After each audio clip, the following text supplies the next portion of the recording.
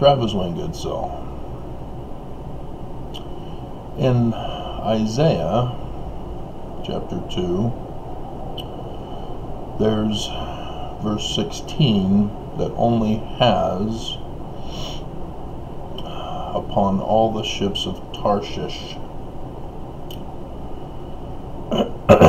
But the Book of Mormon includes a passage from the Septuagint upon all the ships of the sea, along with upon all the ships of Tarshish. Now the BYU scholars, the apologists, as they are self-called, claim that this means that there's an older document that will confirm that both are to be utilized, and that the Masorite text took the ships of Tarshish and the Septuagint version took the ships of the sea. There are some problems.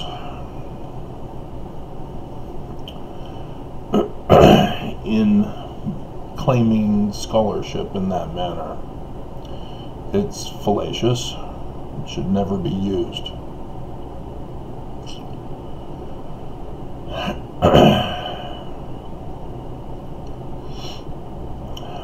So when you're doing actual linguistic research to identify a date of a particular text, there are rules that must be followed. And one of those is you can't use fallacy.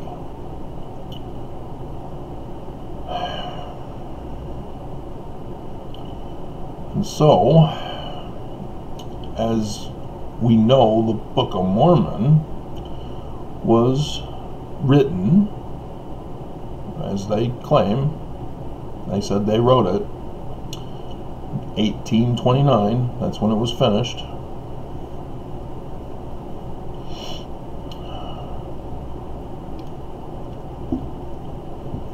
So the first thing you need to do is check for contemporary records.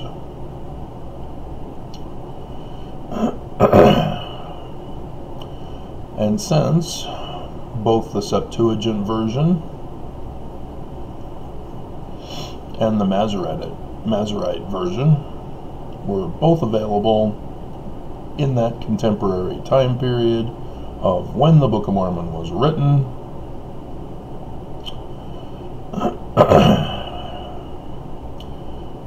then you can't throw in the fallacy that there's some other book that you can never test for to contain both. And so this in and of itself does not mean that the Book of Mormon is false. It's just the first logical thing to conclude. But there are what's called anachronisms throughout the Book of Mormon. An anachronism is when the writers of a text claim an older written time period for a text, but throw in people, places, events, things that did not exist during the claimed time period. They were born, built, created, discovered at a much later time period. So I'm sure everybody knows the book series 10 Issues Among the Nephites. Case in point, if the Book of Mormon were to claim that the Lamanites or Nephites had tennis shoes, oops, because the tennis shoe is a modern invention. So that should be understood. No complications there. And if Mormons are going to get furious and defensive, such that they throw out anachronisms, such as the ships of Tarshish with the ships of the sea, you've got to question your religion or yourself. Why are you getting so angry? Why are you getting so defiant and in denial that the book has some other understanding to it? Because just because it's not literal history does not mean you need to go off the deep end and start murdering people and sending death threats and calling people names like anti-Mormon and Korahor. I mean, dear God. Science is neutral. It doesn't take a side. It is people who impose their bias on science. And to have bias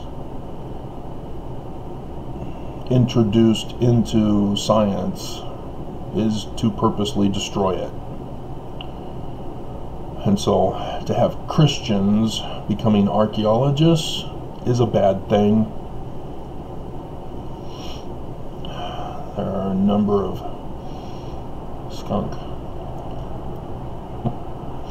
There are a number of anachronisms in the Bible, and Christians throw out the fallacies to change science, as they think they're doing, to conform to their bias. I remember when DNA was done on the Egyptian pharaohs, and it came back as from Canaanite origin. Zawi Hawass was furious. He was in denial, demanded that it was wrong, and claimed that they were African origin, not Canaanite. That's not how science works. Science is neutral. So there are a number of anachronisms. There are those who have already revealed some of them to you, like European animals in the Americas, coinage, etc. But I myself have been the discoverer or the person to explain other anachronisms. There have been a lot of stuff that I've contributed to the real history of Mormonism, with not just church history, but linguistic research, doctrine, and so forth with Mormonism. And yes, Mormons are mad. It has to be their way or no way. And I don't understand it. I'm Mormon born and raised. I was taught to do this, to study my scriptures. What the hell are you guys doing? You're not studying your scriptures. You're defending a worthless position. That's just wrong. I don't understand. Why are you guys so afraid of the truth? It makes no sense to me. So, one of them is the use of Isaiah in the first place.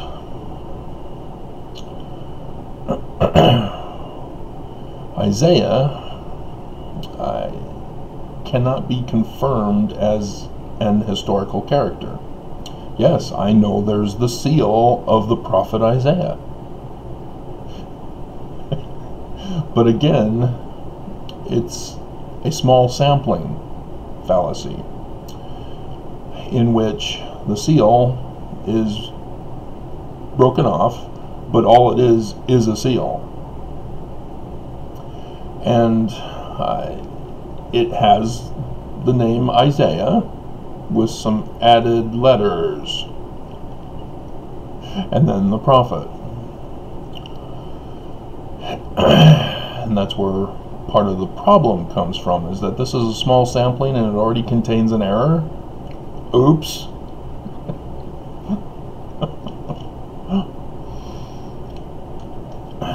See, Isaiah is the reverse name for Jesus, Joshua. Instead of Yah being at the beginning, Yah is at the end. And so it's Shua Yah. So what is an extra Yod doing at the end of it? That's a much later inclusion into the language, or the script being used as the language. And so the seal is a fraud. It's the wrong dating if it is legitimate, and does not refer to the 700 BCE Isaiah as mentioned in the book of Isaiah. It does not conform to Paleo-Hebrew, even though it uses Paleo-Hebrew script. And if you're going to create a forgery, you need to know these things. But if it's a legitimate seal, it doesn't date to Isaiah's time period. So, regardless of whether it's real or not, it's not the Isaiah. And secondly, it's just the name. Do you think Isaiah was the only Isaiah living in the time period? Yah is the Hebrew God. Everybody named their kids with some variation of God in it. Elijah? Yeah. And so, those are naming patterns that are specific to a specific time period.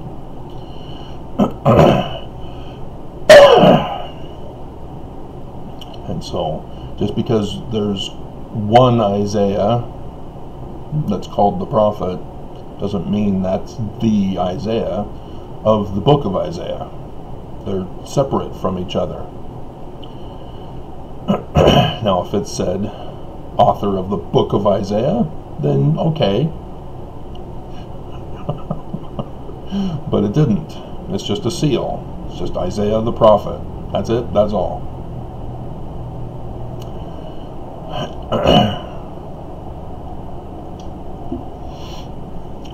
But again, in and of itself, it doesn't prove the Book of Mormon is false. But there's other problems in Isaiah that come from the 1769 King James Version of the Bible, errors and all, that have to be of concern when analyzing the Book of Mormon. Because now you have to suggest that whoever wrote this, and Joseph claims to have been the author, you have to say, hey, wait a minute, you copied the 1769 King James Version of the Bible here. If you claim that this is from an older text of Isaiah, what are you doing?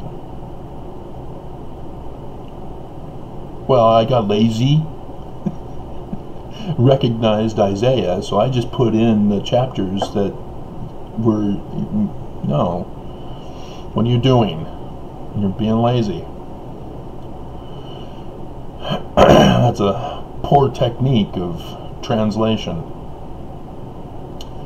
to just copy without actually confirming that the original is exactly the same.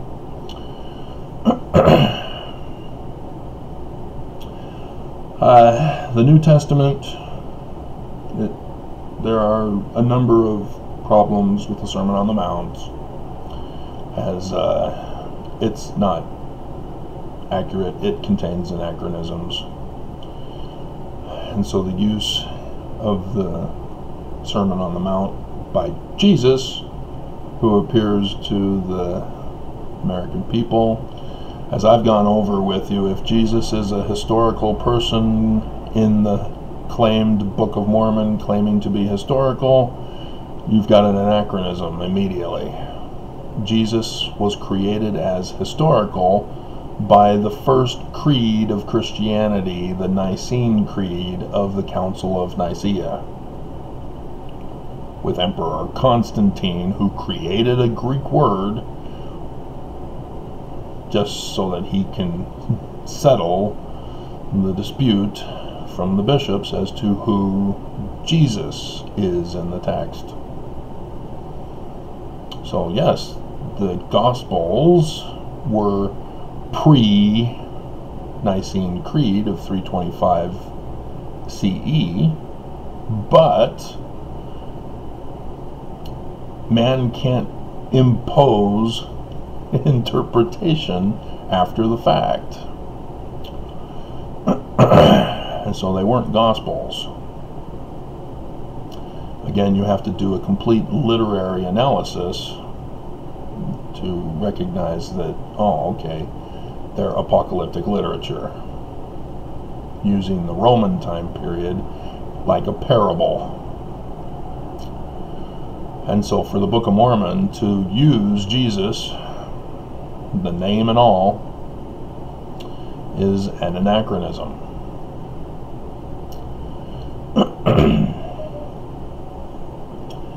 And I know that upsets Mormons. I don't know why. I'm Mormon, born and raised. I'm not concerned about it. I kept looking for the truth. When there were things in my life that I couldn't figure out from Scripture, I set it aside for the moment, kept going. Eventually, I would find it. Now that we're in the day of the internet with Google search, yeah, I'm finding all sorts of stuff. I just have to look, and ta-da, there it is. See, the videos I do you guys even notice? I have an idea, I start doing the video. Rarely do I do a full research for you. See, this one, for example, I had an idea, anachronisms in the Book of Mormon, and wrote out a few things that came to mind. That's it. Notice Jesus is not on here. That was thrown in at the last moment here.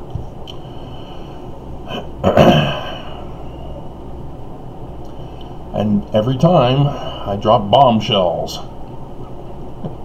come up with something new for you guys.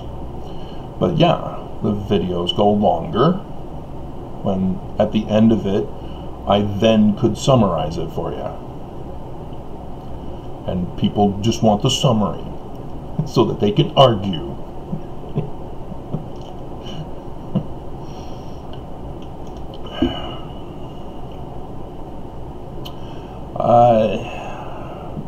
And so synagogues are in the Book of Mormon.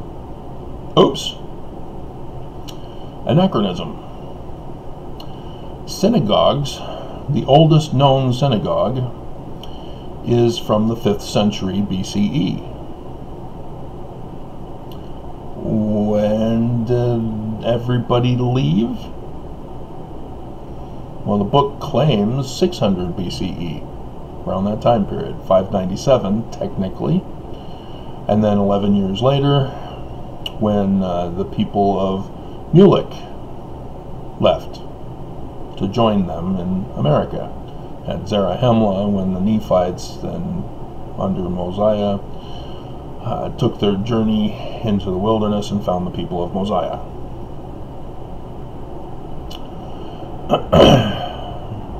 So the claim that synagogues existed is an anachronism, because it was during the 400s BCE when they were first recognized. So it's a post-captivity creation.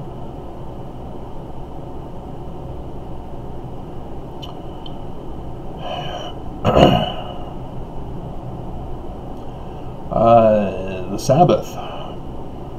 I've repeated that one over and over again for you in my videos.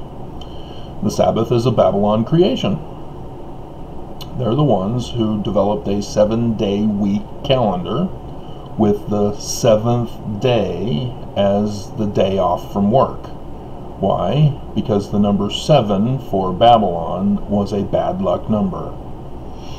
And they didn't want to work on the 7th day, the bad luck day, and so everybody took off from work.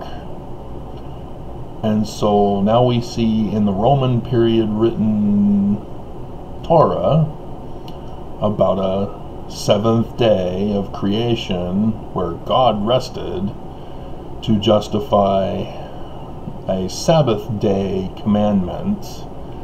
Thou shalt keep the Sabbath day holy. That's a post-Babylon creation. And so, what's it doing in the Book of Mormon? Abinadi, for example, he is arrested and tortured, and the priests of Noah interrogate him, and he condemns them for not keeping the Sabbath day holy. Oops. And so again, we're looking at the Book of Mormon not being literal history. We also have Lucifer. Again, this is from Isaiah. We cannot confirm the existence of Isaiah, but the kings referred to in the book of Isaiah are confirmed. We do know them.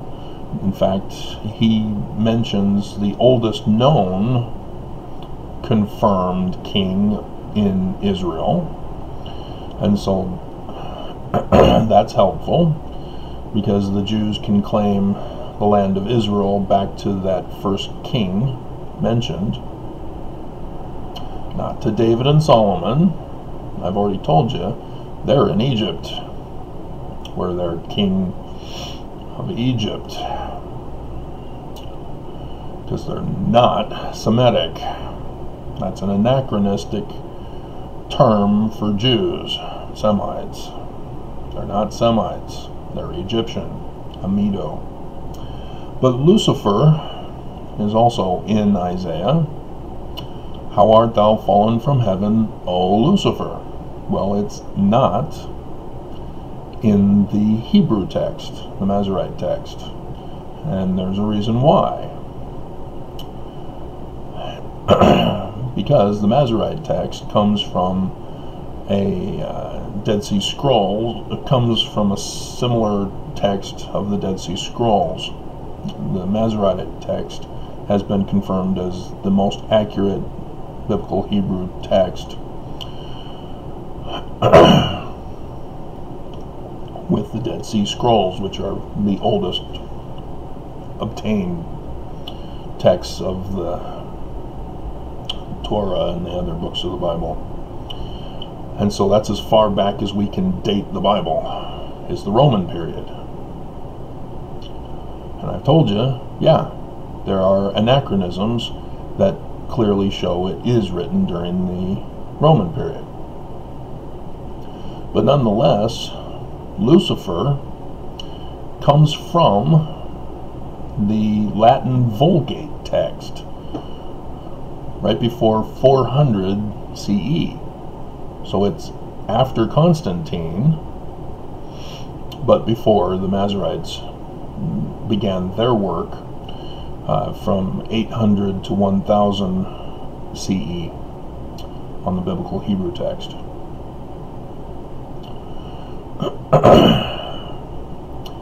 And so to see Isaiah refer to Lucifer is an anachronism in the Book of Mormon. And if you're going to incorrectly use science, which means to destroy science for your own bias, which is what apologists are doing.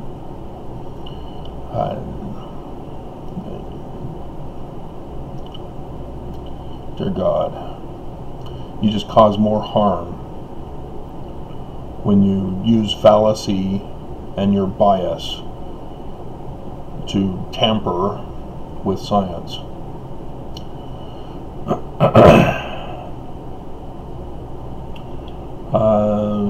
So yeah, that's pretty much it that I had. But as a Mormon, I'm not concerned with these anachronisms. I'm not concerned that the Book of Mormon is not literal history. It doesn't shatter my testimony. Why does it shatter yours? That you have to be so violently defensive. It makes no sense to me.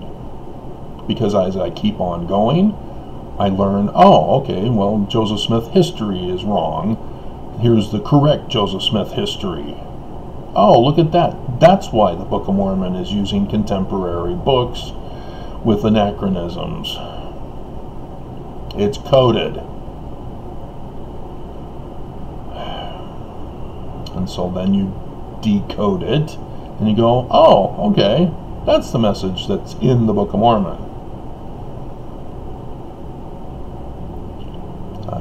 I don't understand why Mormons have to be so angry and defiant that the Book of Mormon has to be literal history, that Jesus has to be true. Why?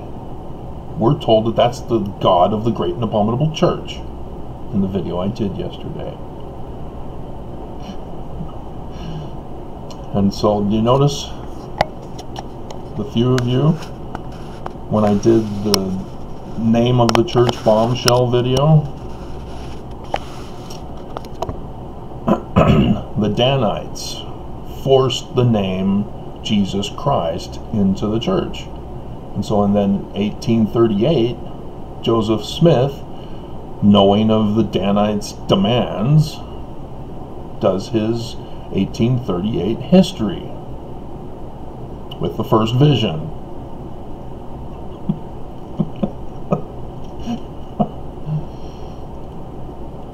To, as he says, set the record straight.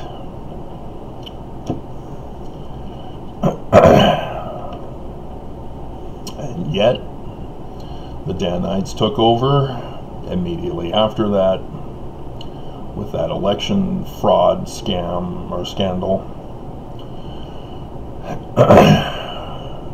And then all hell broke loose as Danites were trying to claim, or forcing judges and sheriffs to sign documents that Joseph Smith threatened them.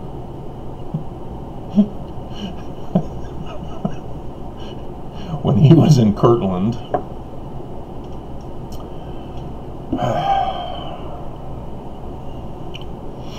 So, yeah, there's value in my videos, whether you believe me or not, correcting the history of Mormonism. And so for me, yeah, I have no problem with this. I still support Joseph Smith. But Brigham Young? Oh, hell no. And if Mormons can't come to grips with that, that means they're a part of it. They're the children of those who murdered Joseph and Hiram. And they're in on the threat to America as decoded in the Book of Mormon.